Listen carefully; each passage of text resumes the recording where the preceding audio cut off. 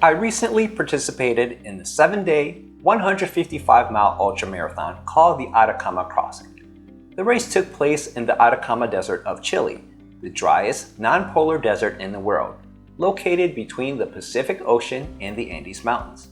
For me, the race didn't go as planned, and during my struggles, I couldn't help but make connections between running this multi-stage ultramarathon and climbing Kilimanjaro. I made some dumb mistakes that I shouldn't have, but I also was able to overcome hardships because of my experience. So in this video, I'll discuss what a 155-mile ultramarathon taught me about climbing Kilimanjaro. First, let's talk about the course. We traveled across a variety of desert terrain, including canyons, sand dunes, and salt flats. The race started at an elevation of 10,500 feet and ended at 7,900 feet. So, the entire event took place at a moderate elevation. The race is self-supported, meaning you carry everything you need in your pack: food, clothing, medical kit, and mandatory equipment. Pack weights typically start around 20 pounds without water. The organizers provide water and shelter, but nothing else. The race consisted of 6 stages that occurred over 7 days. For the first 4 days, the distances varied between about 22 and 28 miles. Stage 5, known as the long stage, was 45 miles long and could be completed over 2 days if needed. The last stage was a shorter, approximately 12-mile run to the finish line. Altogether, the total distance covered was 155.6 miles. To compare it with Kilimanjaro, I believe the effort required to complete the race is equivalent to summiting Kilimanjaro and returning to high camp 4 days in a row, followed by a double summit day, a rest day, and then descent. What makes it hard are the consecutive stages that wear you down, followed by a brutal long day. I was not a complete stranger to this race format. I had done one of them before, albeit a long time ago. In 2008, I completed the Sahara Race in Egypt, organized by the same outfit Racing the Planet. At the time, I was not a runner, but a hiker, and I participated with the mindset that I would fast hike most of the course and run only if I felt like it. It was tough, but I finished in good shape and in good spirits. I never thought about doing another multi-stage ultramarathon until last year when I ran my very first marathon in Honolulu. In my mind, I was now a runner and wondered how I'd fare in another desert race 17 years later with my newfound running capability. And that was the motivation behind entering the Atacama Crossing. So how did I do? I began stage 1 like a man possessed, running almost entirely through the first 3 checkpoints and then walking only the last incline section. I was in such a hurry that I didn't consume much water during the day. At the end of this 22.1 mile stage, I knew I'd pushed too hard as I was more tired than I wanted to be. I decided that I'd ease up the next day. Turns out I didn't have a choice. That evening, I began to feel off. I had a fever, headache, nausea, and diarrhea. Classic signs of heat exhaustion. I woke up the next day feeling like crap. I had no appetite and was only able to eat a few bites of granola for breakfast. In my condition, I knew I couldn't run, so I didn't even try. I walked the entirety of stage 2, 23.4 miles, consuming only a bag of Skittles because it's the only thing I had that didn't sound disgusting. At night, I was still nauseous, making it difficult to eat or drink. I was able to eat only half my dinner, about 300 calories. Stage 3, another 25.6 miles, was a little bit better, but I still had nausea. I was now falling way behind on calories and hydration. I was concerned that if things continued in this direction, I'd run out of energy and might not be able to finish the race. Fortunately, for stage 4, I woke up feeling more like myself. My appetite had come back and I was able to eat and drink more. My symptoms of heat exhaustion were mostly gone. At this point, I knew I had gotten over the hump and would be okay for the rest of the race. I completed the 27.8 miles feeling confident. Stage 5 was the long stage, 45 miles. I felt relatively good until midday when my calorie deficit from the previous 3 days caught up to me. Between miles 27 and 32, I was pretty tired, with 13 miles left. At the overnight checkpoint, I had the option to sleep or try to rally and finish. I pulled out all the stops. I ate dinner, swallowed salt pills, drank electrolytes, took a caffeine gel, and sat down for 20 minutes. That was enough for me to close it out. Stage 6 was the final 11.7 mile run, which I completed with no problems. Here's a summary of the mileage, my time on the course, and my ranking for the day. The daily ranking is an accurate indicator of how I felt for each stage. Stage 1, 25th place. Stage 2, 83rd place. Stage 3, 91st place. Stage 4, 60th place. Stage 5, 76th place. Stage 6, 53rd place. Overall, I finished 67th out of 146 competitors, with 17 dropouts. As I tackled the mileage day in and out, I couldn't help but see many parallels between competing in this multi-stage ultramarathon and climbing Mount Kilimanjaro. Ironically, the things that we as a Kilimanjaro operator try to teach people about how to approach the mountain are the very same things that would have helped me for the race had I only taken the advice. Here's what I found. Number 1, don't get overconfident. Coming into the race, I was very sure that I would do well. I had many reasons to believe this. I had done a similar race 17 years ago, so I felt I knew what to expect. And last time, I competed not as a runner, but as a fast hiker, and placed 44th out of 160 participants. Since then, I added distance running to my routine, so I was certain that I could be faster.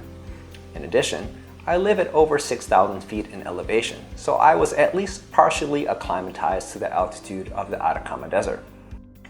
I also was acclimatized to the heat, or so I thought, because I spent a lot of time hiking in hot weather, doing hot yoga, hot HIIT classes, and sitting in the sauna. And finally, I'm very familiar with moving on desert terrain due to living part-time in the desert. All of these factors told me that I'd be well conditioned for the race, so I went out with the attitude that I didn't have to make any adjustments for the heat. And how wrong I was. In hindsight, I should have started slower. The smarter approach would have been to ease in and finish the first stage feeling like I had more to give. From there, I could have recalibrated and put more or less energy into the next stage depending on how I felt and recovered. I was punished for my overconfidence. On Kilimanjaro, overconfidence looks different, but the outcome is the same. Because people think it's a non-technical peak, it's going to be easy. Others may believe there's no way they'll get altitude sickness. Some might see the high success rates and feel like they have it in the bag. It could be that they have a lot of experience in the mountains, or they live at high elevation, or perhaps they're super fit and have incredible endurance. Whatever the source of their confidence, they may end up picking shorter routes, expending energy when unnecessary, being careless with their foot placement, or failing to abide by acclimatization guidelines. There are many ways to fail on Kilimanjaro, so don't take the challenge of the mountain lightly. Number 2, listen to the experts. As I was going through the race organizer's gear list, I had my doubts about some of the mandatory items. One thing in particular that I criticized was their requirement for electrolytes. Specifically, we needed to have enough powder to make a minimum of 30 liters of drink, or 45 salt tablets, or a combination of both. My electrolyte of choice is Gatorade Endurance. Each packet mixes into 24 ounces of water, so based on the 30-liter requirement, I should have had 40 packets. I brought 24, about half of the minimum, and no salt tablets. My reasoning was that the guidelines were likely far too conservative, and I'd be done with each stage within 6 hours. So I planned my hydration for shorter time spans. When I lost my appetite, I found it very hard to drink liquids at all, not to mention drinking the same flavor over and over again. I regretted that I didn't bring more electrolytes, take a variety of brands and flavors, and also have salt pills. Because I thought I knew better than the experts, I made my time on the course more difficult. For climbing Kilimanjaro, we are the experts. Our website and videos tell you everything you need to know for a safe and successful trip. Whether it's our advice on what route to take, how to acclimatize, or what gear to pack, you should consider what we say to be good, accurate information that has been tested and validated over many years of leading climbs. On the mountain, your ultimate Kilimanjaro guides have helped thousands of people reach the top. So take our advice to heart. It comes from a strong foundation of experience, success, and hard-earned lessons. Number 3, accept that things will go awry. There are so many variables involved in multi-day ultramarathons, so many that you should expect that not everything will go as planned. It's not if things will go south, it's what and when. It could be nausea, cramps, blisters, GI issues, sunburn, injuries, and so on. It's all part of the game. What matters is how you respond and push forward. I entered the race with a goal to finish at a certain rank, but after the first stage, that was no longer realistic. So my new goal was just to finish. And to do that, I needed to take it easy and overcome heat exhaustion. I made strategic decisions about my pace, what to eat and drink, when to run, and when to take breaks. I skipped socializing for the most part, rested in my tent, and went to bed as soon as I could. If I stayed stuck on the original plan, I would have almost certainly made things worse. Instead, I reset my expectations, adapted to the current situation, and finished. And just like no one has a perfect race, no one has a perfect climb. If you come to Kilimanjaro thinking that you're going to stroll up, feel great, sleep well, and execute your game plan to a T, you're likely going to be disappointed and flustered when setbacks occur. Whereas if you expect to encounter obstacles, you'll be in a much better headspace if and when that happens. So be flexible and be ready to adapt to changing conditions. Number 4, focus on recovery. When you hear the word race, you think speed. But in a multi-stage event, the priority is recovery. You're not out on the course just today. You're out tomorrow, the next day, and the day after that. So you have to go into each stage with an awareness that you have to be able to bounce back from whatever level of effort you put in. I understood this and still made the mistake of going out too fast. In my mind, I wanted to finish stage 1 with about a third or a quarter of fuel left in the tank. I thought that by morning, I would be refilled from eating, drinking, and sleeping and have a full tank or close to it at my disposal. Once I got heat exhaustion, my focus shifted from performance recovery to illness recovery. I had to reduce my pace drastically. I gave up time on the trail to preserve energy. I tried to eat and drink at regular intervals. I rested at checkpoints. Fortunately, I was able to turn it around after a couple of days. Climbing Kilimanjaro isn't a speed competition, but the principle applies. Recovery is what makes the next day possible. If you don't sleep well, don't eat, or hike too aggressively early in the trip, you could be setting yourself up for failure later on. They say that a good mountaineer is a lazy mountaineer. That means they know how to manage their energy.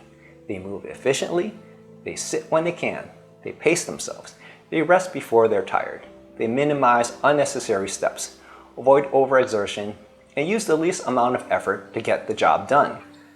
So if you're feeling spent, let a guide carry your pack. Skip the acclimatization hike if you're beat. Go straight to bed after dinner. Do what you need to do to recover for the next day's hike.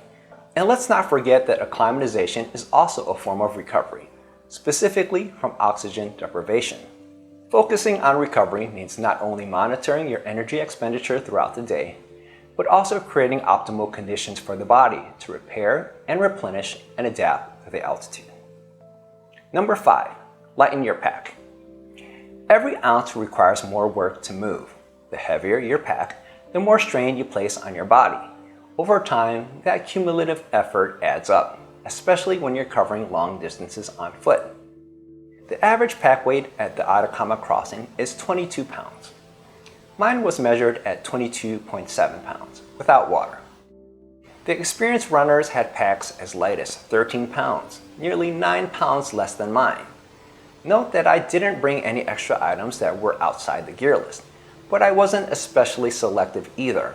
I brought a bulky synthetic downcoat and an old waterproof jacket, mainly because I didn't mind sewing patches on them or beating them up. They were functional, but not efficient. Now that I'm planning more races, I've already found new gear that would cut my pack weight by 3 pounds. That may not sound like much, but it would make a big difference. What bothered me the most during the race, even more than my nausea, were my sore traps from carrying too much weight. The same concept applies to climbing Kilimanjaro. While porters carry your main duffel, you still carry a day pack yourself. And that day pack often gets overloaded with water, snacks, layers, camera gear, and unnecessary extras. Be diligent about what gear you bring on the mountain and what you put inside your day pack, especially on summit day. Many climbers make the mistake of hauling too much, and that weight takes its toll and increases fatigue. Number 6, take care of your feet. In a 7-day ultramarathon, the health of your feet directly affects your performance. Therefore, you should treat them with respect. I had a morning ritual that started with brushing all the dust and sand off my feet. Next, I taped any hot spots or known problematic areas, such as my pinky toes. Then I rubbed the entire foot with anti-chafe ointment before putting on toe sock compression liners, followed by running socks. My routine was not unusual as most competitors had a similar practice, all with the intention of avoiding blisters. But even with the greatest care, blisters still occur, so popping and draining blisters at the end of a stage was another step in the overall foot care process. Kilimanjaro may not involve as much mileage, but long hours on your feet on variable terrain can lead to the same wear and tear, so you have to be mindful of your feet. Make sure your boots or hiking shoes are broken in, and try out your shoe and sock system before committing to them on the mountain.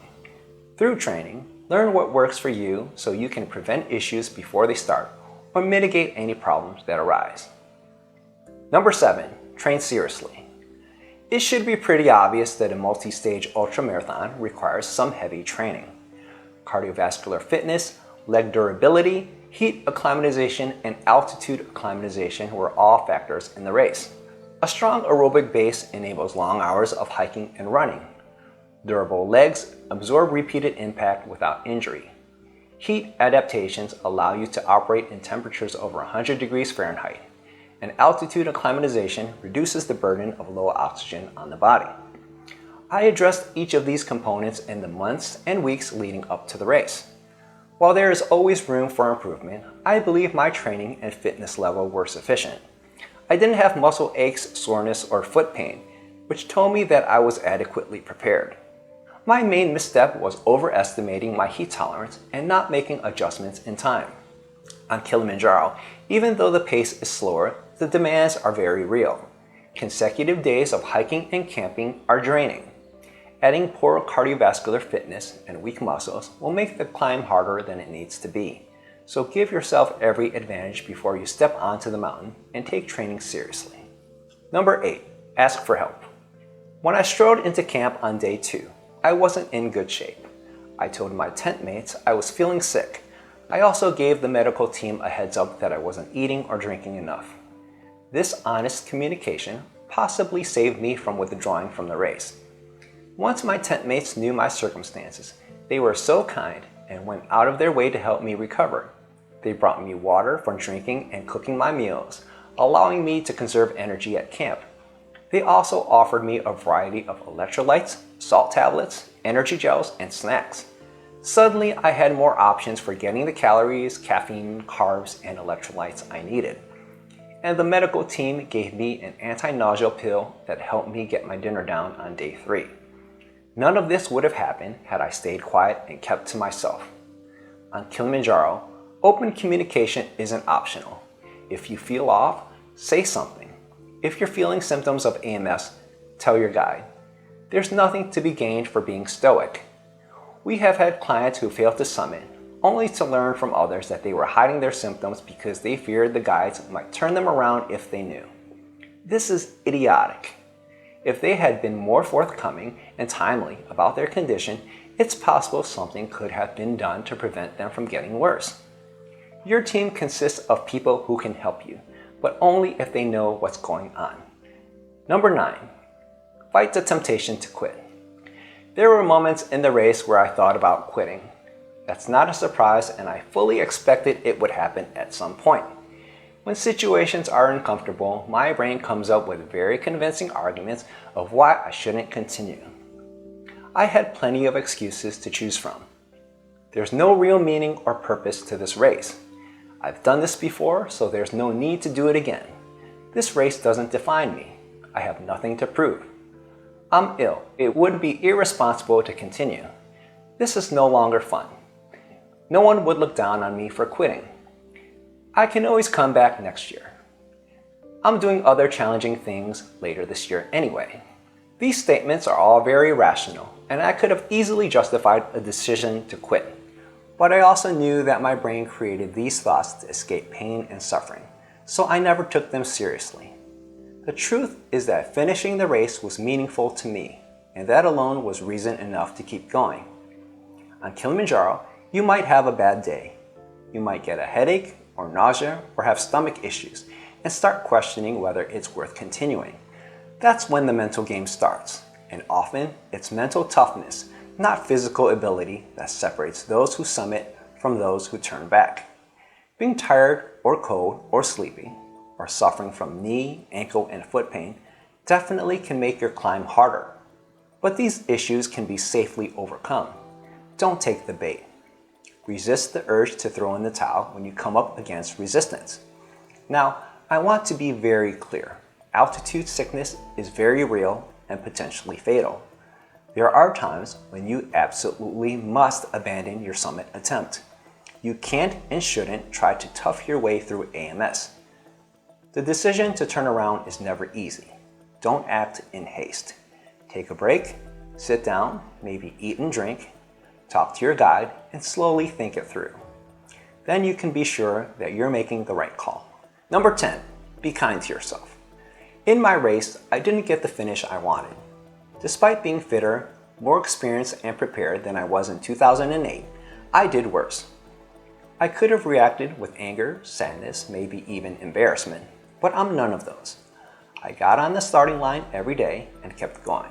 To me, that's a win. Some people who attempt Kilimanjaro won't reach the summit. They beat themselves up over it, but the reality is sometimes you prevail, sometimes you don't. Sometimes you crush your goal, and sometimes your goal crushes you. If you succeeded in everything you did, every time you did it, then frankly, you're not challenging yourself. We grow through suffering, through hardships, and through failure. So know that no matter what happens, you'll get something positive out of your experience. Be proud you tried. Don't be so hard on yourself. Instead, be kind and forgive yourself if you have to. Then move on. There are always more races and more mountains. You don't need to be perfect. You just need to try. That's enough. I'm Kevin with Ultimate Kilimanjaro. If you're interested in the race I did, check out racingtheplanet.com, linked in the description below. Visit Ultimate Kilimanjaro for everything you need to know about climbing Africa's highest peak. I'll see you on the summit.